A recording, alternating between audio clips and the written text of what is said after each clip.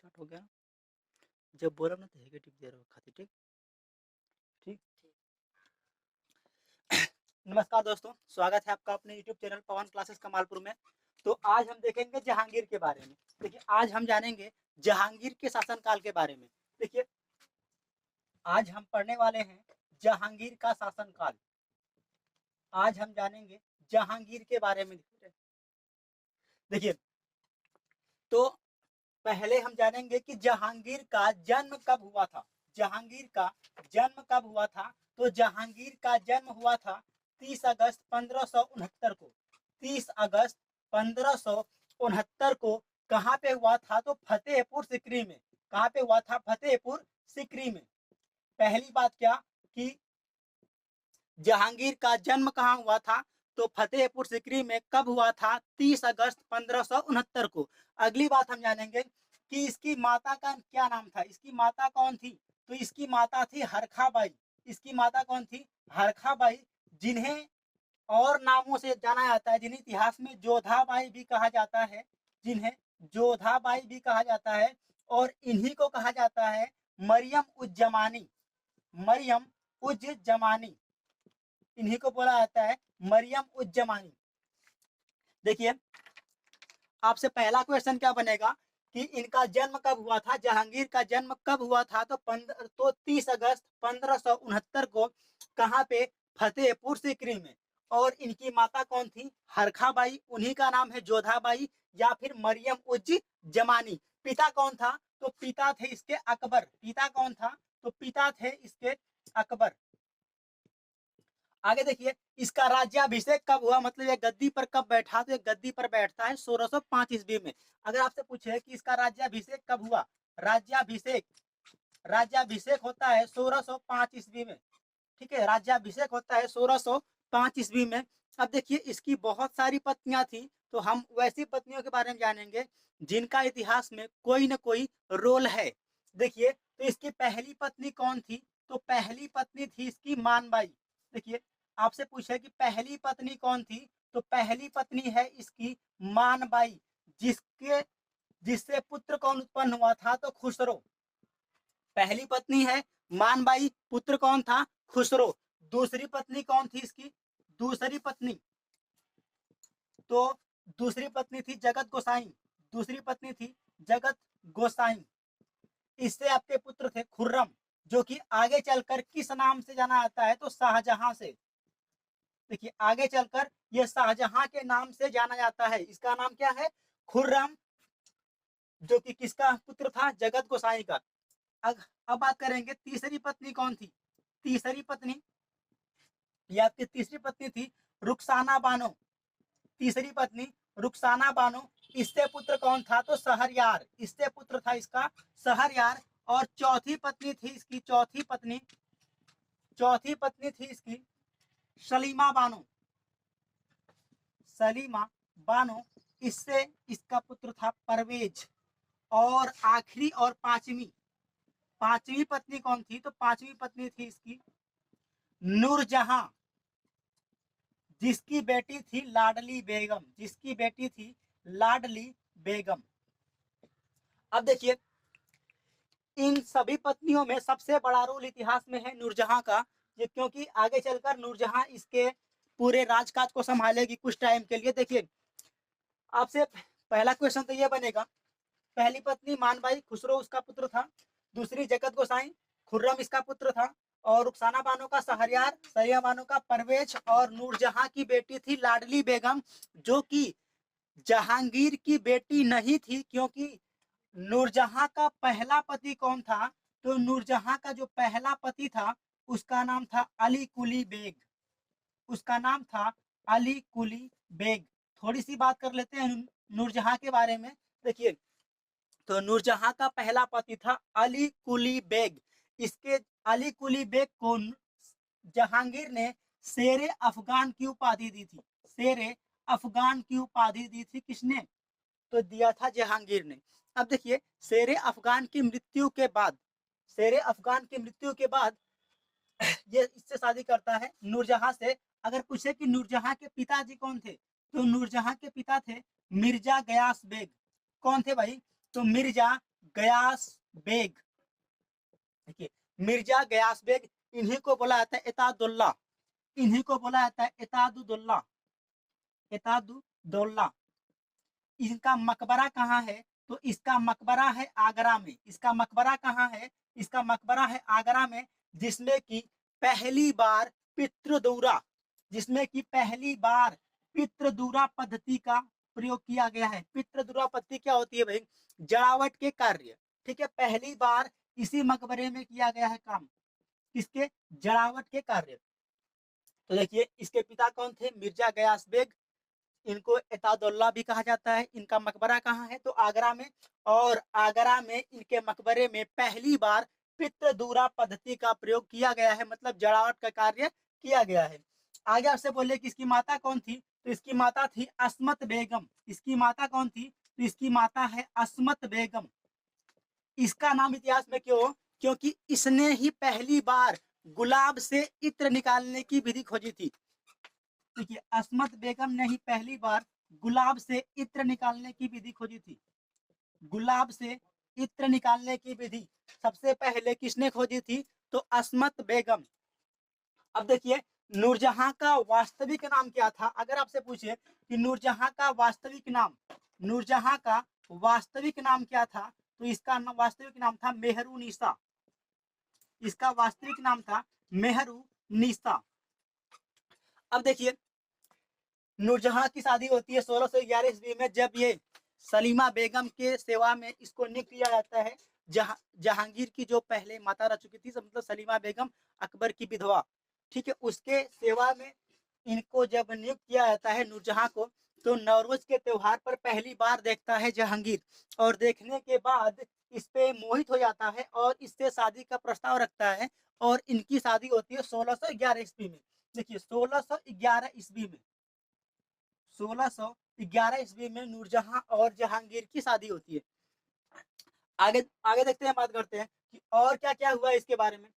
तो देखिए 1606 में, 1606 में पहली बार इसका बेटा खुसरो विद्रोह करता है। देखिए 1606 में पहली बार इसका बेटा विद्रोह करता है। 1606 में क्या होता है? खुसरो का विद्रोह। क्या होता है? खुसरो का विद्रोह। तो आपसे क्वेश्चन पूछेगा कि खुसरो का विद्रोह कहाँ हुआ, कब हुआ? तो देखिए 1606 में होता है, ठीक है, 1606 में होता है। आगे आपसे बोले, और इस विद्रोह को दबा देता है महावत खां। इस विद्रोह को महावत खां दबा देता है। देखिए 1606 में इसका बेटा खुसरो विद्रोह करता है, और विद्रोह को दबाता है कौन? जहांगीर का सेनापति महावत खां। आगे देखिए इसका एक और बेटा खुर्रम, खुर्रम में, खुर्रम भी विद्रोह करता है गद्दी के लिए। और ये कब करता है? तो खुर्रम का विद्रोह होता है आपका 1622 ईस्वी में। कब होता है? तो 1622 ईस्वी में। एक विद्रोह इसके शासनकाल में और हुआ है, और वो किसने किया है? तो महावत खां का विद्रोह। कौन किया है? महावत खां का विद्रोह। महावत खां का विद्रोह ये कब किया था? तो 1626 में। आगे देखिए पहली बात, खुर्रम का विद्रोह कब हुआ था? तो खुर्रम का विद्रोह 1606 में। क्यों किया था? गद्दी के लिए। अब देखिए फिर इसके बाद, सॉरी, खुर्रम का विद्रोह 1622 में और खुसरो का विद्रोह 1606 में। देखिए जब ये खुसरो विद्रोह किया था तो इसका साथ दिए थे सिखों के 5वें गुरु अर्जन देव ने।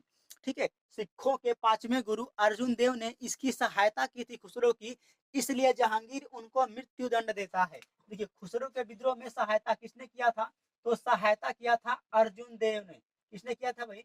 अर्जुन देव, जो कि क्या थे? सिखों के 5वें गुरु। क्या थे? सिखों के 5वें गुरु। सिखों के 5वें गुरु थे। सिखों के 5वें गुरु अर्जुन देव, इनकी सहायता किए थे। किनकी सहायता किए थे? तो खुसरो की सहायता किए थे, जिसके कारण इसको मृत्यु दंड देता है कौन? जहांगीर। अब देखिए आपको पता है कि ये जहांगीर क्या था? एक शराबी था। जहांगीर हमेशा शराब में लिप्त रहता था। इस कारण जब ये नूरजहां की शादी होती है तो अधिकतर जो राजकाज के काम थे वो नूरजहां अपने हिसाब से देखती है, और नूरजहां एक गुट का निर्माण करती है जिसे कहा जाता है नूरजहां गुट। जिसको क्या बोला जाता है? नूरजहां गुट। अब देखिए नूरजहां गुट में था कौन कौन, तो नूरजहां थी, इसकी माँ असमत बेगम, इसका पिता मिर्जा गयास बेग, इसकी बेटी लाडली बेगम, और आगे चलकर अपनी बेटी लाडली बेगम की शादी करती है शहरयार से। तो ये शहरयार दामाद, इससे ये सब इस गुट में थे, और इसका भाई आसिफ खां, ये सब थे नूरजहां गुट में। आपसे क्वेश्चन यही पूछता है कि नूरजहां गुट का प्रभाव कब समाप्त हुआ, नूरजहां गुट का प्रभाव समाप्त कब हुआ, ये समाप्त होता है 1622 में। कब होता है भाई, तो 1622 में। आगे देखिए और क्या क्या काम किए हैं। अब देखिए जहांगीर मुगल वंश का दूसरा ऐसा शासक है जिसने अपनी आत्मकथा लिखी थी। देखिए जहांगीर मुगल वंश का दूसरा ऐसा शासक है जिसने अपनी आत्मकथा स्वयं लिखी थी। इससे पहले कौन था, तो बाबर।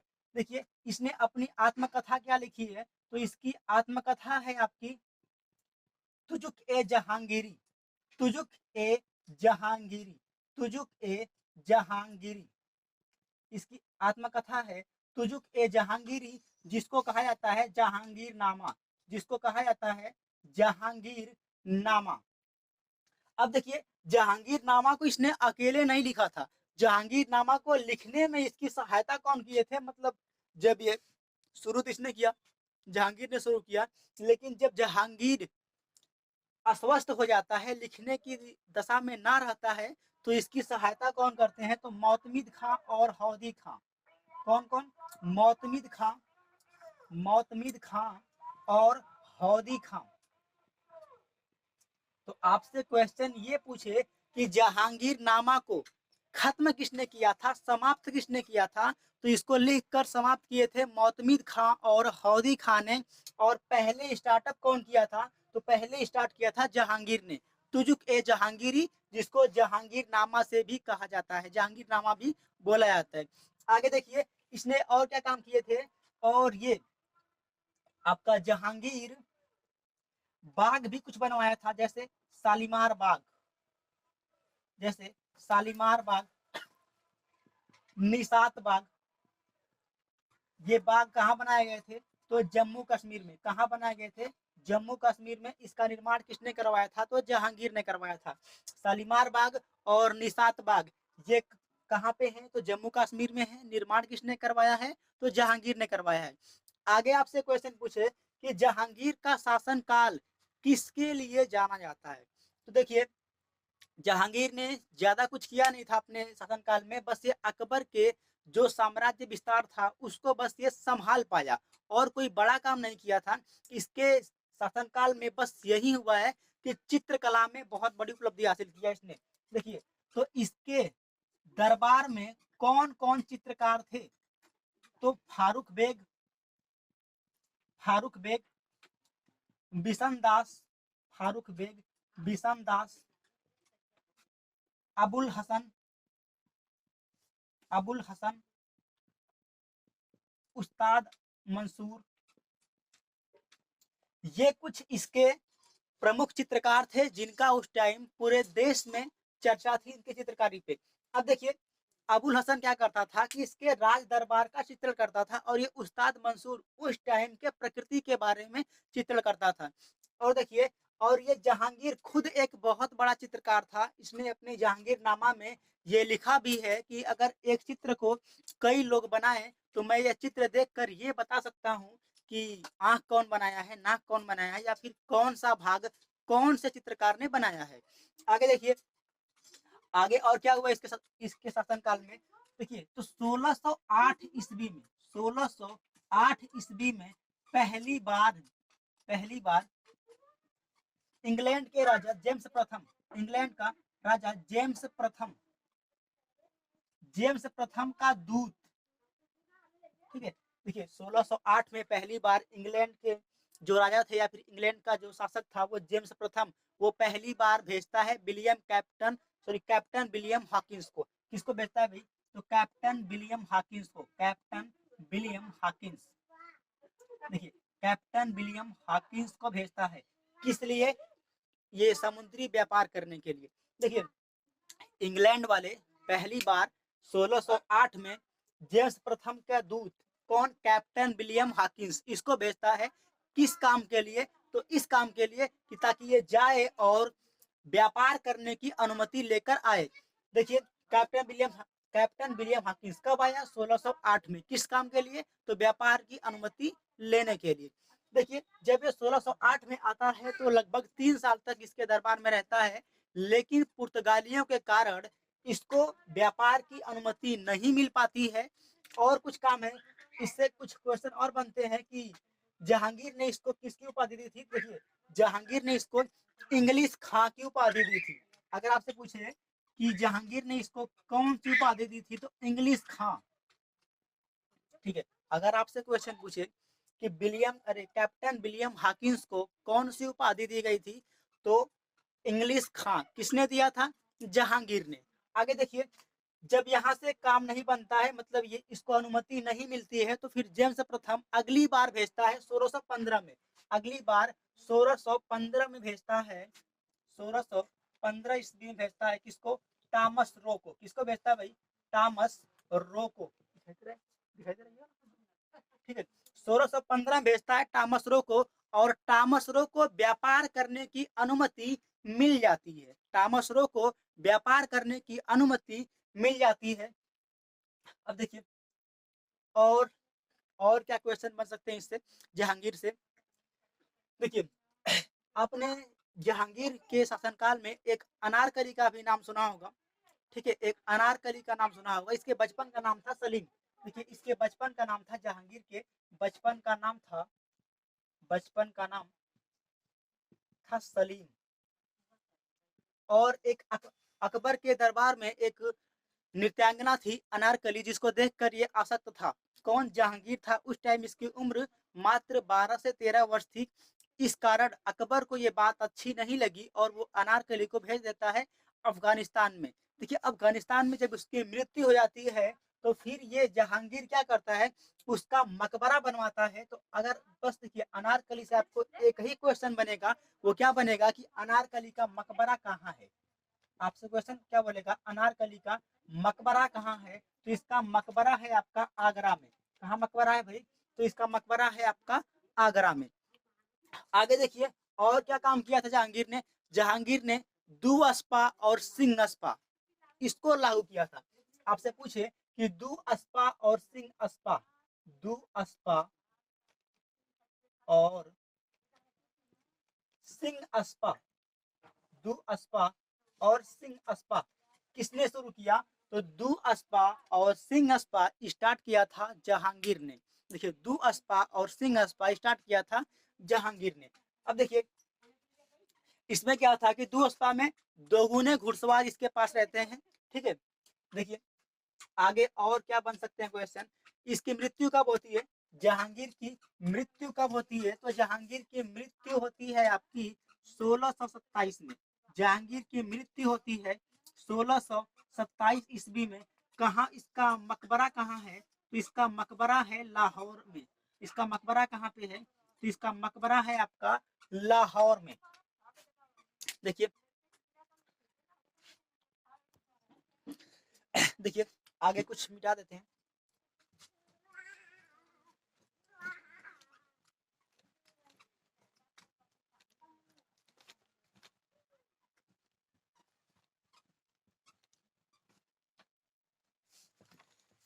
देखिए अभी तक हमने क्या जाना कि जहांगीर का जन्म कब हुआ था? तो 30 अगस्त 1569 को कहाँ पे हुआ था? फतेहपुर सीकरी में।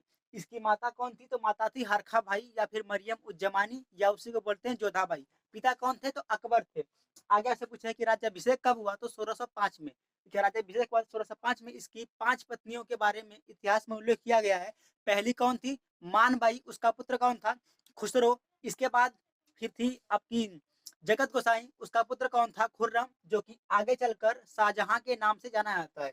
इसके बाद फिर रुखसाना बानो शहरयार, और इसके बाद ये सलीमा बानो, परवेज और नूरजहां, लाडली बेगम। अब देखिए लाडली बेगम इसकी बेटी नहीं थी, वो अली कुली बेग की बेटी थी, जो कि नूरजहां का पहला पति था। नूरजहां का वास्तविक नाम था मेहरुनिसा, और नूरजहां के पिता का नाम था मिर्जा गयास बेग, और उसकी माता थी असमत बेगम, जो कि क्या किया था? इसने ही सबसे पहले गुलाब से इत्र निकालने की विधि बताई थी। आगे आपसे बात करें कि इसका पिता जो था मिर्जा गयास बेग, उसका मकबरा कहाँ पे है? तो अखर आगरा में है और पहली बार इसमें पितृदूरा पद्धति का प्रयोग किया गया है। आगे हम जानेंगे कि अनारकली का मकबरा कहाँ है, तो आगरा में है। किसने बनवाया है? जहांगीर ने बनवाया है। और फिर हमने जाना कि खुसरो का विद्रोह कब हुआ था? 1606 में। कब हुआ था? 1606 में। और उस विद्रोह में गुरु अर्जुन देव ने उसकी सहायता की थी। इस सहायता के कारण जहांगीर ने उनको मृत्युदंड का मतलब मृत्युदंड सुनाया। और इसके बाद आगे था कि खुर्रम का विद्रोह कब हुआ, तो 1622 में। महामद खां का विद्रोह 1626 में। आगे आपसे क्वेश्चन और क्या हमने जाना कि नूरजहां गुट, नूरजहां गुट का निर्माण किसने किया था? तो नूरजहां ने। उसमें कौन कौन थे? नूरजहां, उसकी माँ अस्मत बेगम, उसका भाई आसिफ खां और उसका दामाद शहरयार और उसकी बेटी लाडली बेगम। अब देखिए, अभी इस गुट का प्रभाव कब तक रहा? तो 1622 तक रहा। अब देखिए, नूरजहां इतनी प्रभावशाली बन गई थी कि इसने क्या किया था कि नूरजहां जहांगीर के साथ साथ अपने भी फोटो सिक्कों पर लगवाती थी। ठीक है, अपने भी फोटो या फिर अपना भी चित्र सिक्कों पे गड़वाती थी। कौन? नूरजहां। अब देखिए, आगे हमने क्या जाना कि शालीमार बाग और निशात बाग का निर्माण किसने करवाया था? जहांगीर ने करवाया था। कहाँ पे कराया है? जम्मू कश्मीर में। और हमने क्या जाना कि भाई सबसे पहले कौन आया? तो जेम्स प्रथम का दूत आया था। जेम्स प्रथम का दूत 1608 में। 1608 में कौन आया था? तो हॉकिंस। ठीक है, कैप्टन विलियम हॉकिंस, जिसको किसने क्या दिया था? इंग्लिश खां की उपाधि। क्या दिया था? इंग्लिश खां की उपाधि। इंग्लिश खां या फिर बोले फिरंगी खां, इसकी उपाधि किसने दिया था? तो ये दिया था जहांगीर ने। और देखिए, दू अस्पा और सिंह अस्पा, देखिए इसने दू अस्पा, दू अस्पा और सिंह अस्पा लागू किया था। इसने दू अस्पा और सिंह अस्पा ये लागू किया था। ये क्या होता है भाई? दू अस्पा और सिंह अस्पा मतलब इसके जो सवार थे उनके पास जितने सवार रहेंगे उससे दोगुने घोड़े रहते थे दू अस्पा के पास, और सिंह अस्पा के पास तीन गुने घोड़े रहते थे। आगे देखिए, आगे आपसे बोले किसने और क्या काम किए थे? तो ये न्याय के लिए जाना जाता है। जहांगीर न्याय के लिए जाना जाता है। इसने क्या किया था कि आगरा के किले में, देखिए आगरा के किले में, आगरा के किले में, आगरा के किले में न्याय की जंजीर लगवाया था। आगरा के किले में न्याय की जंजीर लगाया था। मतलब अगर किसी भी फरियादी को न्याय चाहिए होता था तो वो जंजीर बजाता था और वो सीधे बादशाह के पास सूचना जाती थी और बादशाह तुरंत न्याय के लिए हाजिर होता था। आगे देखिए, तो आपसे पूछे कि न्याय की जंजीर किसने लगवाया था? तो जहांगीर ने लगवाया था। आगे बात करते हैं कि और क्या क्या काम हुआ इसके शासनकाल में। तो चित्रकारी के रूप में बहुत बड़ा काम हुआ है। इसीलिए जहांगीर के शासनकाल को कहा जाता है चित्रकला का स्वर्णकाल। अगर आपसे पूछे कि चित्रकला का स्वर्णकाल, चित्रकला का स्वर्णकाल या स्वर्ण युग, चित्रकला का स्वर्णकाल या स्वर्ण युग किसे कहा जाता है? तो चित्रकला का स्वर्णकाल या स्वर्ण युग कहा जाता है जहांगीर के शासनकाल को। अगर आपसे पूछे कि चित्रकला का स्वर्ण काल या स्वर्ण युग किसे कहा जाता है? तो जहांगीर के शासनकाल को कहा जाता है चित्रकला का स्वर्ण काल। आगे देखिए, इसके थे प्रमुख चित्रकार फारूक बेग, बिशन दास, मनोहर, इसके बाद ये आपके अबुल हसन, उस्ताद मंसूर आदि। ठीक है, और ये भी एक खुद महान चित्रकार था। अब इसकी मृत्यु कहाँ होती है? तो इसकी मृत्यु होती है 1627 में। 1627 ईस्वी में कहाँ पे होती है? तो राजौरी। कहाँ पे होती है? राजौरी। राजौरी जम्मू कश्मीर में होती है। राजौरी जम्मू कश्मीर में। और इसका मकबरा कहाँ बनाया जाता है? तो इसका मकबरा बनाया जाता है आपका लाहौर में। मकबरा कहाँ बनता है? तो लाहौर में।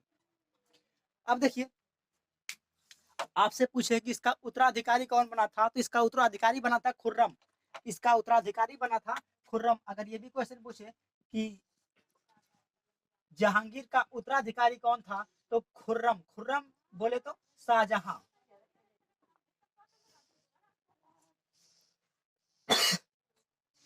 ठीक है, देखिए इसने इतने सारे काम किए थे, मतलब ये काम किया था। तो हमने क्या आज हमने जाना जहांगीर के बारे में। जहांगीर का जन्म कहाँ हुआ, पिता कौन थे, माता कौन है, और उसकी पत्नियां क्या थी, क्या क्या काम किए थे, और कौन सा विद्रोह हुआ, कब हुआ, कौन आया कौन गया, किसको क्या उपाधि मिली, ये सब हमने जाना। तो आशा करते हैं कि आपको ये वीडियो पसंद आया। अगर पसंद आया होगा तो लाइक और शेयर करिएगा। मिलते हैं फिर, तब तक के लिए जय हिंद।